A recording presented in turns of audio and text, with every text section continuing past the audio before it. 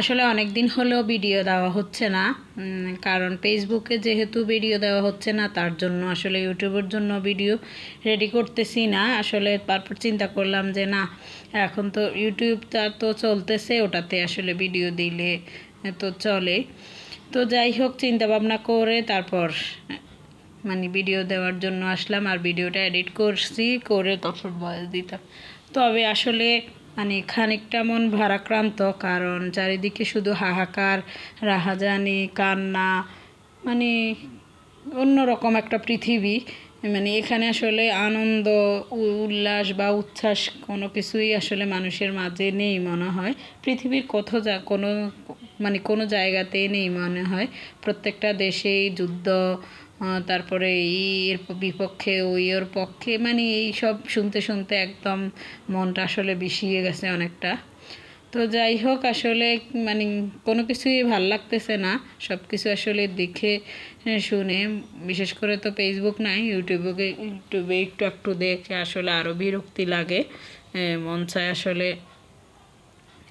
এক নিমেষে সব ভালো করে দেওয়া যেত যদি।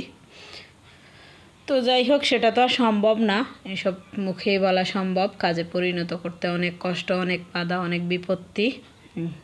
তো যাই হোক, এবার আমি এখানে তরকারিটা বসিয়ে দিলাম। তরি কিনে আনছি, ওইগুলি একদম এত শক্ত, ওইগুলি রান্না করার মতো না। তো হালকা কিছু ভালো ছিল, আর এখানে আমার বাসায় দু একটা বেগুন ছিল, চিন্তা করলাম তরির সাথে এই বেগুনগুলিও দিয়ে দিই। আর এই তো এখানে আমি মাছটা ভেজে নিতেছি, আর মাছটা ভেজে তারপর তরকারিটা তো কষানো হচ্ছে, আলুটাকে আগে কষিয়ে তার মধ্যে কিন্তু আমি তরিটা দিব। তো এখানে আমার মাছটা ভাজি হয়ে গেছে, আমি অল্প মাছ দিয়ে এবার তরকারি রান্না করব, কারণ মাছ কেউ খেতে চাইছে না, তো তার জন্য চিন্তা করলাম। আর তরকারিও আসলে অল্প, বেশি না, তো তার জন্যই অল্প মাছ দিয়ে রান্না করব। তো এই তো এখানে আমি তরি এইটুকে যা ছিল, আর বাকিটা আসলে নষ্ট, এগুলি খাওয়া যাবে না, তো তার জন্যই সবটা ফেলে দিয়ে এবার তরিটা কষিয়ে নিতেছি। আর আসলে তরিটার থেকে কিন্তু আলাদা পানি বের হয়, তো এই জন্য জানি যে পানি বের হবে, আর অত পানি দেওয়া লাগবে না। এর মাঝে আমি কিন্তু বেগুন আলুটা আগে কষিয়ে নিছি ভালো করে, কারণ না হলে তরির সাথে ওটা আসবে না।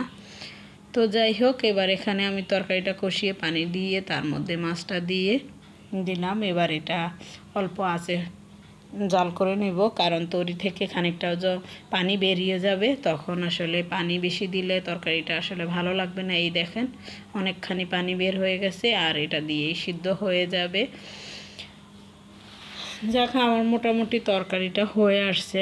আর আসলে শুধু কবে যে সব শান্ত হবে, ভালো হবে, কবে যে সব ঠিকঠাক হয়ে আগের মতো হয়ে যাবে, এখন শুধু সেই অপেক্ষা। আজ পর্যন্ত, আল্লাহ হাফেজ।